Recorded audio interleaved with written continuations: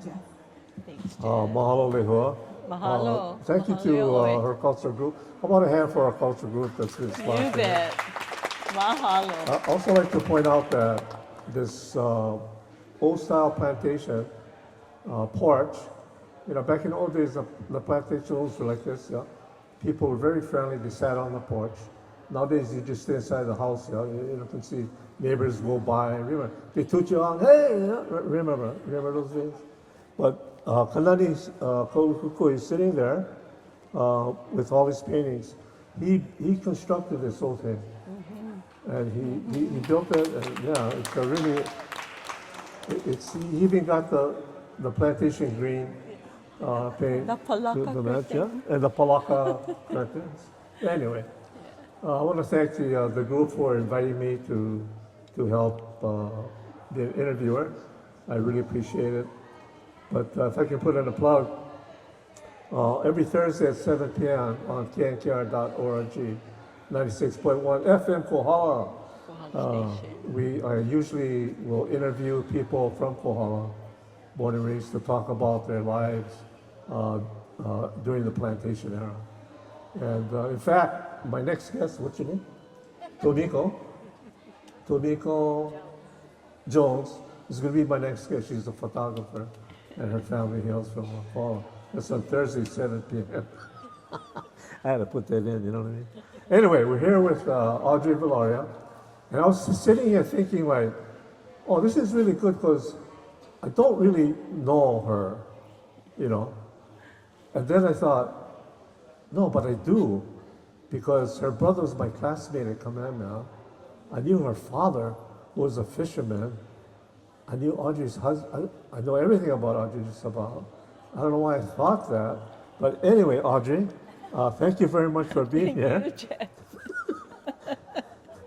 I want to just start out by, I always ask our guests, can they share, like, who's their ohana? Because you never know, there may be people sitting here, they go, oh, wow, I'm related to you. Yeah. So I was wondering if we could just start us off by sharing your ohana. Okay. Audrey Davenport sounds pretty kapo'ihaole, But I used to get by saying my middle name is Leilani, and get by. I was born of the oldest of 4 children. I was born in Kaimuki on the island of Oahu, and at Kapiolani Children's Hospital. And I spent most of my younger days in Kaimuki. My brother David next to me, and my sister Mona, and we had a handicapped brother Richard who lived until he was 67 with epilepsy and seizures. My father worked for the military. He was a civilian welder during the war years. My mom will be 100 years old next week, and she is like a little teapot, still perking, except for a little Alzheimer's coming in, and a little bit unstable on her walking, but she's good to go. She's still the boss. If she says, Leilani, I stand to attention. And if she tells me jump, I try not letting her show how short my jumps are. But she's very, very well. My dad was a civilian working for the military. He was a good welder. And so he spent a lot of his time in his early life going on trips. He would come home, have dinner, fill his lunch pail, and never be seen again for 3 or 4 days. All quiet with the military. And then we'd come home and he'd say, oh, I was on Midway. Or I had to go repair tanks over here and over there. And that's the kind of life we had. He was at Lualele, Navy, wherever the military needed Daddy would go. And my mom didn't get to graduate, but she later went to LPN Practical Nursing School at the old McKinley High School, got her degree there because she wanted to tend my brother. And I was invited to attend Kamehameha School in my 6th grade year. I was at Benjamin Parker. We had moved to Kaneohe. And my 6th grade teacher said, all of you go down to the library. There's a man there that would like to speak to you. And 2 months later, Mommy got the letter, and my dad, that I was invited to take the entrance exam. And my life in Hawaiiana and things changed because for all of the experiences I had, going fishing with my dad in a two-man canoe and not knowing how to sail, and so he would give up and come in with his spear full of squid and swim to the canoe because baby Leilani couldn't get the canoe to daddy. And those experiences that we had were then enhanced by going to Kamehameha. I learned how to refine myself, enjoy sports, have many opportunities to sing more in song contests, to go out with the glee club, and to begin enjoying Hawaiiana in a different way. And so when I went to college, I went to the Church College of Hawaii. I earned one scholarship from Kamehameha School, $500, but I wanted to go to school. My tutorina, who my daughter is named after, said, I'll help you in college, but you must be a school teacher. That's, what year was that? Well, what year was that? That was in I graduated in 61. 61. 63. 63. You graduated in 63? 61, Oh, from college? 61. Oh, 61. I From graduated Kamehameha. college 65 because the Department of Education, because we were a small college, the only degree full on in education was being accepted from the University of Hawaii. So all of us from the JCs had to take one more year to certify, and they called it the State of Hawaii Fifth Year Education Program. Wow, I gotta share something with you. Yeah. This is really, the kind of chicken skin kind. Is that you were born and raised in Kanaki? So was I. Where? How Between Kapolono Park, far? Yeah. between 12th and 11th Avenue. I was on 10. Yeah, And I went to Kapa'alono Park every summer for summer fun. I was there. There's the other thing. You were too handsome, I think. And I was too shy. Probably. The other thing is, I'm sorry, but you went to Kapiolani Hospital, yeah? Yeah. You were born there too. No, I went to kind of, higher up, Queens. I went Queens Hospital, yeah. But Kapiolani came first. That's true. Kapiolani was before Queens. The other thing is, I went to Kamehameha. Mm-hmm. Yeah, you grad in 61, I grad in 64. Yeah. See how we connected, yeah? And I didn't know her at all those years. And then now you're in Kohala. And I'm in Kohala.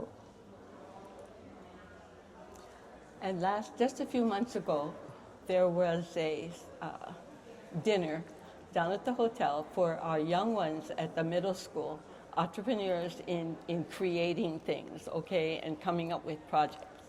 I tell you, it was a really honor for me to sit there and see Kekai Coakley up there as a mentor at the Hale'ula Middle School, encouraging all these young people. And I thought, he used to be my sleepyhead in kindergarten. Go moi moi. He worked hard, and then when you look, here moi, but very, very kind. And to hear my grandchildren talk about how great he is because he was their mentor there. And so, am I from Kohala? No. But I came to Kohala in my profession. The Department of Education back in the day did not say where you want to go. They looked at the new probies and they said, you're going to Kapa'a Kauai and you're going to Ho'olehua Molokai, and Audrey, you're going, to La'ie. Well, I married my husband. He wanted to come home. There were two openings, Pahala and Kohala. And his competing friend, James Dumagren from volleyball from college, said, I go in Kona because I can transfer back into Kailua anytime. So we came out here, and I'm so sorry, Kohala, but I was not a happy camper. I agree. When I first came to Kohala, it took me 2 years to get acclimated because Kohala community, yeah, they operated at 2 speeds, slow and stop. That's how slow it was. I mean, the sun didn't go down, everything closed. Yeah. Wow. You never get dinner, forget it. 4. Yeah. If you never get your dinner, forget it. You ain't gonna eat. Anyway, Long story short, they decided that they were going to go. So Harris Moku and I know his ohana are here still teaching school, Kehau, and he said, I used to coach in Pahoa. That guy got a scholarship to Hilo basketball. So you know what? You better get him to Kohala. I want a Kohala basketball coach. Well, I had nothing to say about it. Mr. Walker said, okay, Dumuken, you Pahala, Kohala, Earl, and we came out. We came out here in 1971, and our lives were here. And when my husband said, you know, I'm married, what about my wife? Oh, we'll find her a place. And so I started out in the first grade, and then the 3-on-2 program came in. And then Judy Sam left kindergarten, and I was able to move up, and I stayed there until I retired in 2005. you didn't teach kindergarten. You didn't teach kindergarten. I did. You did teach I kindergarten. did. I replaced Judy and came all those years till now. You taught kindergarten at Yeah. Kohala Elementary, right? Yeah. The reason I bring that up, and this is, nothing against the other teachers, but my kids, my wife, and my kids, and a lot of the other parents wanted Audrey to be their teacher. Yeah, they wanted, you wanted your kids to be, Audrey to be the teacher. Yeah. Mrs. Ritter and I did not want. No wonder you turned out to be a loser. No, but the thing is, that's kind of personality that Audrey had. It was kind of like, back in these days, they didn't have preschool. You went babysitter, or no more preschool, You went right? school. Or mom stayed home, watch the kids. But you wanted somebody that's going to love your child, just like how a mother loves a child. And Audrey was that kind of person. And that's why we as parents wanted our kids to go to her class. And that's the kind of awesome person that she was. Anyway, Audrey, I don't know if you know that. You're But making it hard to have an interview. anyway, here you are at Kohala High. You're a teacher, and Earl's a basketball coach. And And so we what moved- year was that, by the way? Oh, shucks, we came in 71. Oh, same time I came. Yeah. I came in but 71. I didn't know you. No, but I knew you, though, because of David, your brother. Yeah. Yeah. With Anyway, my you see, brother David. wow, the connections, huh? And then his dear wife Lani is comrades with my sister Mona. Oh, yeah, that's right. Mona Lam King. That's my Wow, teacher. that's right. Well, moving on, what I wanted to tell you was that when I went to kindergarten, it was down on 9th Avenue. It was called Williams at Home Kindergarten. It was at Mrs. Williams' house. It was a fenced-in garage with chicken wire. And I was not spoiled, but very anxious. I ran away from kindergarten 3 times. I climbed the chicken wire fence, took off 2 blocks down, got home to my house, and my mommy gave me good spanking and took me right back. That didn't work. I went again. And then my dear sweet daddy spoiled me rotten. He said, Mommy, stop picking on a girl. Maybe she just don't want to go to school. And so I sat out for like 4 months. And then when the winter break came, my mommy took me right back. But this time, she stayed for a while. By that time, Mrs. Williams had kind of mellowed. And to the day, I remember that. And I didn't ever wanted to make someone feel that their first time to go to school was either fearful or that they had to run away and didn't want to come back. And so I think I had trouble when I first began my internship because the DOE evaluated you for 2 years. You had a big brown, we call it the brown bear, and had all the indexes in it, and it said goals, process, accomplishments, outcome. And when they came to see you, you had to go all the way across. Oh, I had struggled with that. And when they would come in and not talk to you, they'd look at your brown bear, your book. But then they'd walk to the children and they'd say, what are you learning? Oh, what did your teacher tell you? oh man, that little girl fear got all prickly up my skin.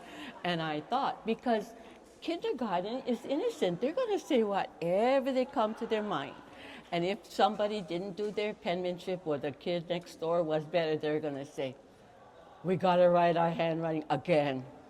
Or they're not going to talk, or they're going to have a little stew. Well, my philosophy was, and today I still have rubber slippers, that you got to get down and get dirty. You got to get out and have a lap. And you have to be able to have arms, open arms, because kindergarten is a place to teach children that there is a world out there. Whether the world is ready for them or not, they're ready. And whatever they are is great. And so someone would sit there and be struggling and he'd say, I cannot do this, you know. And I'd say, oh, I'm so grateful. What's with you? And I'd say, you know why? Because I'm your teacher. I never taught you before. I have no idea what I need to teach you. Thank you, Keone, for showing me what you need to know. Now I know what to teach you. And for all the years that Earl and I embraced here, I love you for accepting me. And so I've had privileges. I've had privileges to raise 2 children. I've had privileges to sing with the kupuna hula. I've had privileges to take a Hawaiian cruise on a cruise ship with the Hawaiian Civic Club. Have an opportunity to send my daughter to the UK with a program sponsored by Kohala High School. Had an Italian student stay with us for a whole year as an exchange student from Italy. Gone down to Kauai and watched the boys paddle and gone to football games and baseball games. Wow, I want to forget to ask you a question. You know, something just focused to me when you said 1971. And, you know, you don't have to answer if you don't want to. But in 1975, that plantation closed. Did you notice any impact on your students from that? And what was it like for them? There was a lot of anxiety, I gotta say, because Daddy and Mommy were going through the change in the plantation, okay? They didn't talk much about it to the kids, but it was felt in the home. And in Kohala, all of their families were interrelated. If you were a Kapeliala, you were hooked up with the Pules. If you were the Casimiros, you were hooked up with the Carvalhos. If you were a Mitchell, you had family coming in and living with you. The plantation was life. And it was really, really a trying time. Because what else did you have? Maybe some hotels down the road, but everything was around the plantation. Can I tell you, when I first came at Halaula, it didn't matter what time the school bell went on.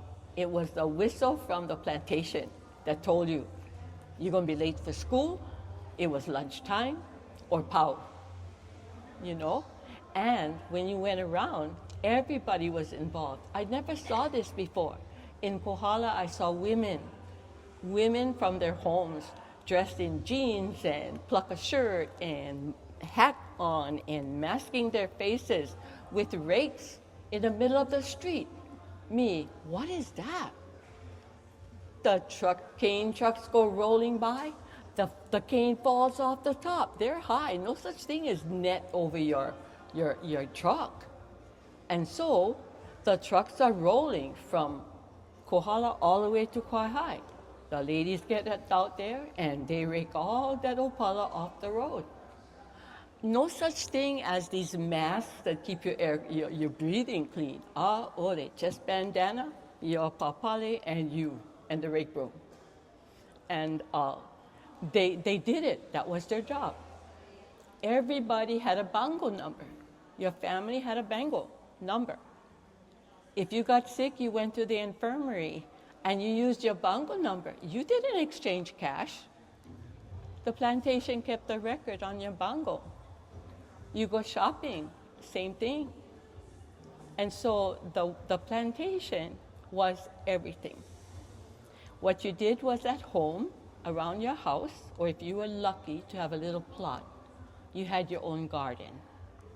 And in that garden was all the compensation foods you needed.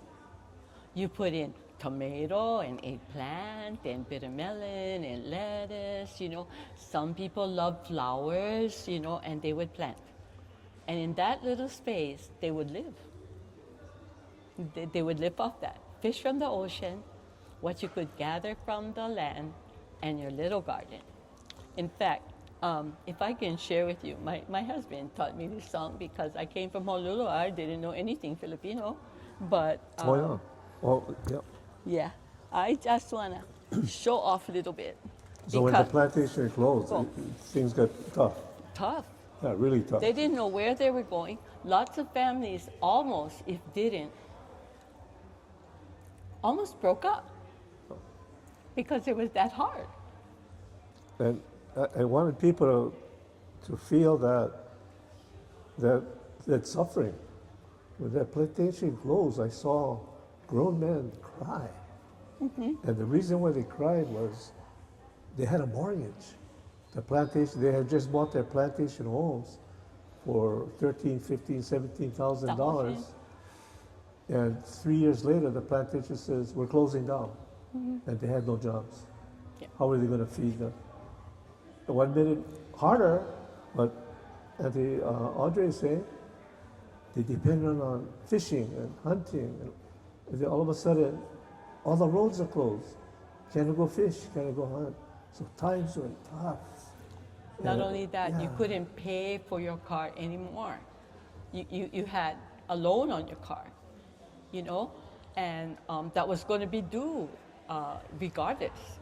And so you had pinch hitting. You had the little ones going to Auntie's house, Grandma's house, kind of here and there to come to school. And so I'm going to share this moment, and I hope that it's never repeated. But there was a little girl who came to school, and she would be embarrassed because she only had one dress. And she'd wear the same dress every day. And she'd get chided about it. So, Mrs. Veloria, nobody told me. I went down to the second-hand store and went there and got me about 2 or 3 the same size. And so I'd hang them in the teacher's bathroom behind the toilet. You know, the thing, I hide them behind there. And when this little baby would come to school, I said, oh, come look in my closet. And she'd come home out and look feeling so pretty, but worry about going home because she wasn't going to wear her own own clothes. So I thought, okay, put her at the back of the line. Everybody dig out, going to the bus, going to the car, and me and her, we go in the bathroom and we put the same one on and she go back. Hey, 5 dresses is 1 week. You rotate them, that can be a real good month. And to this day, I kind of laugh because the teachers, we only had 1 John in the kindergarten, and there were a few teachers who would get perturbed to go in there and flush the toilet with this dress hanging behind. They say, hey, Audrey, you better do something about that. I said, oh, just leave it there. But it's the little things that you put out there. And to this day, you know, that's the kind of attitude. But the plantation changeover was hard. It really was. And the school tried to absorb a lot of that, but you cannot. You're just a learning institution. But for the high school kids, oh, what fun they had back then. The teachers had to chaperone dances, and we had homecomings where we had bonfire competitions. And I tell you, Takata store and Rex Appliance store and all these guys, they were happy for homecoming. They got all the wood crates in the back cleaned out, all the cardboard boxes, everything else. And the school would allow the kids to light the bonfire, you know, and remain until it went down. Oh my goodness, marshmallows, any kind, singing and having a lot of fun out there. We lived in a compound, we called it. That was the teachers' cottages.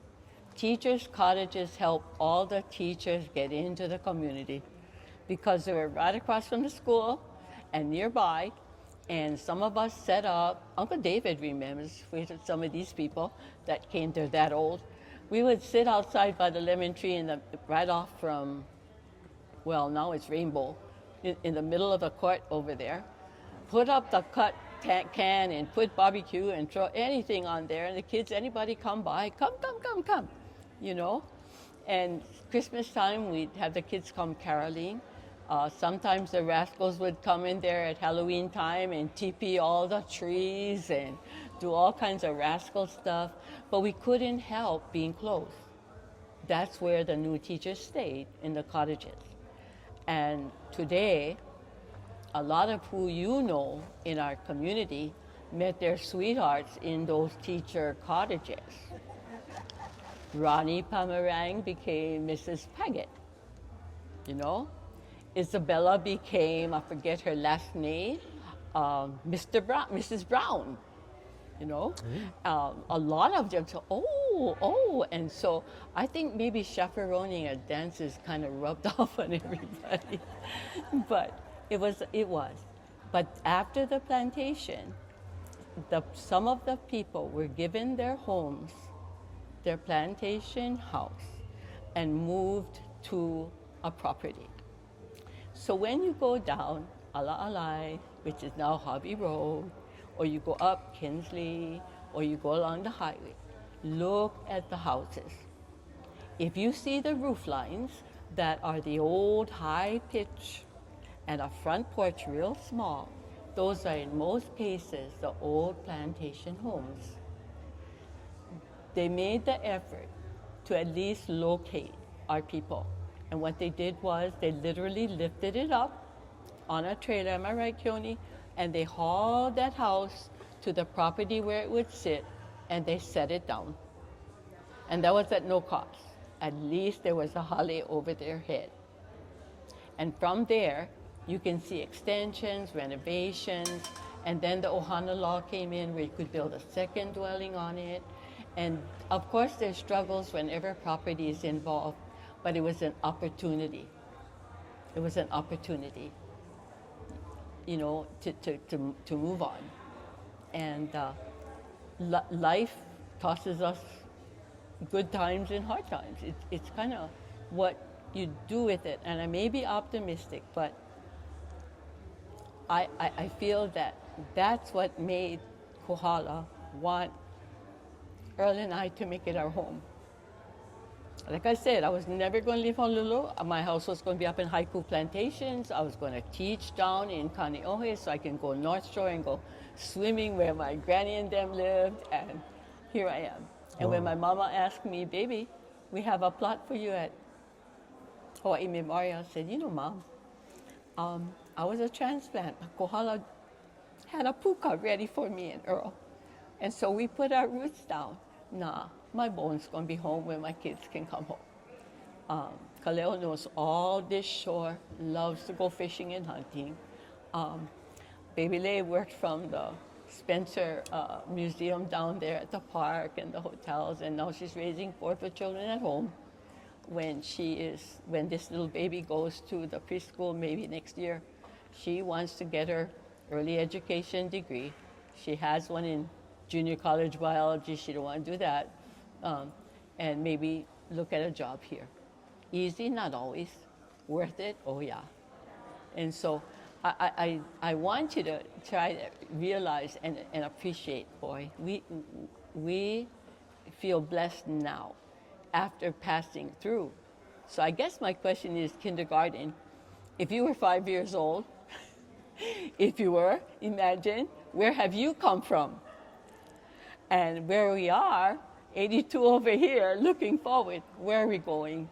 And the best place that we are is right where we are. Take a good long look at where you are. You know, steps and thresholds. Take a threshold pause and look out a window and then get about it, whatever it is. And you know, and I just wanted to share that. one of the big things at Kohala for me, Jeff, was celebrations, Oh, celebration. homecomings. What Oh, celebration really sticks out in your mind? me? May Day. Oh, yeah, right. You're a teacher. No, because it's history, folks. That's Let me right. tell you about May Day. When I came to Kohala, at Kamehameha School, there is no such thing. If there is